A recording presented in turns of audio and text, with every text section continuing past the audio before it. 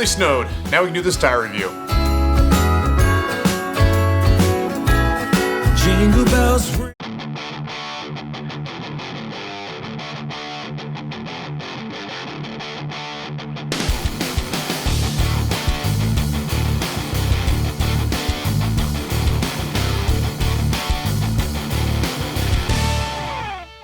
What's up, guys? Today on Dirt Lifestyle, we're going to talk about something that is, believe it or not, pretty controversial, and that is tires. Tires are like a lot of things that guys like, and there's just a ton of opinion, and it's a whole lot of like, whatever I have is better than whatever you have kind of thing, and that's not at all what this video is. I've been wheeling for about 17 years, I've owned a ton of different types of tires, and I'm gonna be really objective with these. 10 months ago, Maxxis did provide me with these Razrs, but I have no obligation to say they're awesome or say they're not awesome. I'm gonna give you my honest review on these tires and tell you exactly what my experience has been over the last 10 months and 4 states that I've wheeled in. I wanna break this video into 5 main categories: mud, road, rocks, sand, and snow. Like everything in the automotive world, to be good in one category, you will sacrifice performance in the other. That's just kind of how it is. There's always a little bit of give and take. But with modern tire compounds, there's been a ton of advancement in tire technology over the last 10 years. So you can get a tire that's really good at everything and not necessarily super good at one thing and super bad at another. 20 years ago, to choose a good mud tire, you had to make a ton of sacrifice. All good mud tires back in those days were super noisy on the road. They wore down super fast on the road. But now there's a ton of good tires available that make it to where you have really good off-road performance with really good on-road characteristics.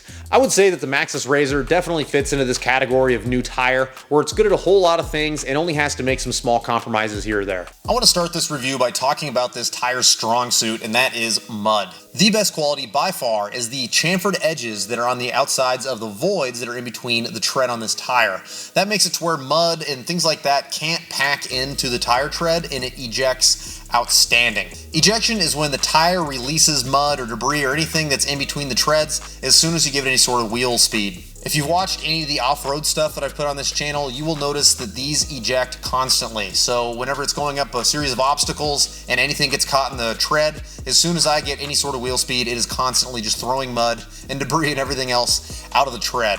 Out of the 3 sets of 40s that I have owned, these are definitely the best in mud. The first set I owned was IROCs, and those were good in mud, but they weren't near as good as you would expect out of an off-road exclusive tire. Those are definitely not made for the street, and I would say that they were good in mud, but I would say these are better, and I'm not kidding. These are really, really good. The second set of 40s I owned was some Pro Comp MT2s, and those were very good all around, and I would say those did a little bit better in snow than these will, but in mud, these are definitely better, and I would say that has a lot to do with that chamfering on the outside edge, and this also has a larger void in between the tread. As far as giving these tires a rating in the mud, I would say these are a 4 out of 5, and that's for a couple different reasons. 5 on my scale is competition only tires. So Super Swamper Boggers, Maxxis Trepadors, things like that. Things that are exclusively an off-road tire that are extremely aggressive, those are the only things that are gonna outperform this in the mud. But I would say that compared to a lot of other mud terrains, these are definitely on the high end when it comes to mud. The second category we're going to talk about is road manners. I don't drive this on the street very often, it's pretty rare,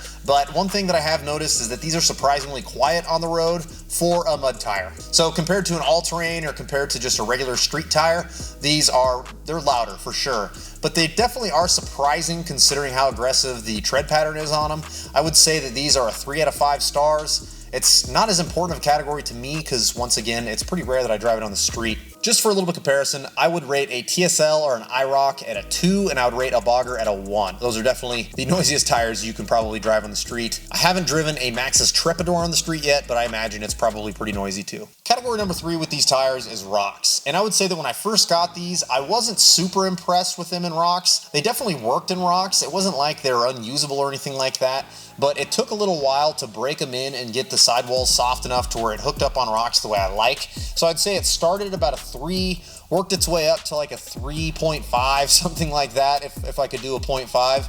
But because of the durability of the tire in rocks, that puts it a little bit closer to a 4 for me. So the performance is good, not great, but the durability is great, which brings rock performance up in my book. I'm definitely not worried about tearing a sidewall. I've had these tires at Johnson Valley twice. I've had these tires at Moab once. I've had these tires at a whole bunch of trails up here in Washington. They've been to Sand Hollow, Utah. They've been to Arizona. They've been to Big Bear, California.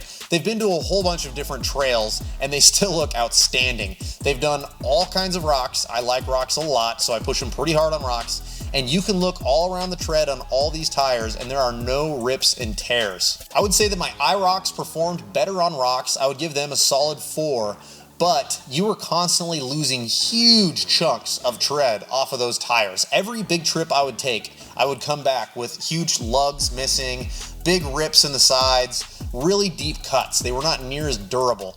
So they would rate really close to these because the durability is better on these, but the rock performance was better on the iRock. The next area of performance we're going to talk about is sand. Honestly, I do not do sand very often, but this year I've been to the Southwest a lot. And I've done sand quite a bit. I don't know what to expect in sand out of a mud tire. I don't know how a mud tire normally does in sand. I would say overall my Jeep is really good in sand because it's lightweight and it's on 40s, aired down really low. I'm not sure exactly how to rate these. I would say they're at least a 3, maybe a 4, but I don't really know because I don't have a whole lot of experience or access to sand very often. A paddle tire would definitely be a 5, but again, I think these would fit somewhere between a 3 and a 4. I imagine if you put these next to a paddle tire and you started going forward, you would very quickly realize that these are not a paddle tire. Area number 5 is snow, and I'm not talking about the kind of snow you get drizzled over a roadway. I'm talking about the kind of snow that you find way up in the mountains at altitude. Snow is a hard rating to do because it changes so much like dirt. It would be like giving these a rating for dirt. Is it loose dirt? Is it wet dirt? You know, there's a whole bunch of different types of dirt, and snow's the same way. So you've got powdery snow, you've got snow that packs down really tight, you've got snow that's crunchy on the top, and the only snow trip I've had them on so far, they did really well, but it was not a lot of snow. It was only 4 or 5 inches. And I think that overall, these are not going to be a great snow tire. That is my prediction. I need a few more snow trips to really be able to prove that or disprove that. But anything that ejects is not going to be good in snow because it's going to dig. Your best snow tire is going to be something that packs into the tread a little bit because snow sticks to snow better than rubber sticks to snow. We're gonna go look at a tire that I think is gonna be outstanding in the snow, and we'll talk about why. The tires that came with my Land Rover are BFG KO2s. I've never used these tires until I had the Land Rover, and I would say that these are the worst mud tire I have ever used, but they're not really made for that. Mud packs in between these voids, really tight, and it doesn't really let go until you get back on the road. It seriously will hold mud all day if you're in mud all day. But I think this will be very beneficial in the snow because I think snow is going to hold into the tire nice and tight and help give you a little bit more flotation and stick to the other snow. Now there's multiple types of snow. If you're in soft powder, this is just going to probably go to the bottom, and because it's a small tire, it's only like a 32 or something, it's going to dig down and probably high center. But if you could compare this to a 40-inch tall mud terrain, I expect that a 40-inch tall KO2 would be outstanding in the snow and definitely outperform a mud terrain overall. I want to be crystal clear, I do not think that the Land Rover is going to outperform my Jeep in the snow. My Jeep is on 40s and it's on beadlocks, and I like to run about 1 PSI in the snow. I can't do that with the Land Rover. The Jeep is going to have tons of flotation. But I do think that I'm going to take this Land Rover up to the mountains this winter, and I'm going to enjoy the hell out of it. For being on 31s and being something that has no lockers, I really think it's going to perform well considering the circumstances. If you're somebody who's watching this video because you're in the market for tires and you're possibly looking at buying these, I hope that this video gives you the information you need to decide if this will match the kind of terrain that you like. Will these be the last tires I ever own? They definitely will not. I like owning different sets of tires and seeing the pros and cons of different brands, makes, models of everything. I like lots of different makes of vehicles. I like lots of different makes of tires. But I live in Washington and I have a long, wet, muddy winter ahead of me, and I'm excited that I have a really good mud terrain to use all the way until next summer whenever things start to dry back up. If you want to see more review videos like this, make sure you tell me in the comments. I don't do a whole lot of reviews on products or anything like that, so if that's something you guys want to see more of, let me know and I will make sure to do more of that kind of thing. If you want to help support the channel, we do have a website with a whole bunch of t-shirts, hats, things like that, and a Patreon account, thedirtlifestyle.com. If you want to follow me on social media, I'm at DirtLifestyleNate. We'll see you next time.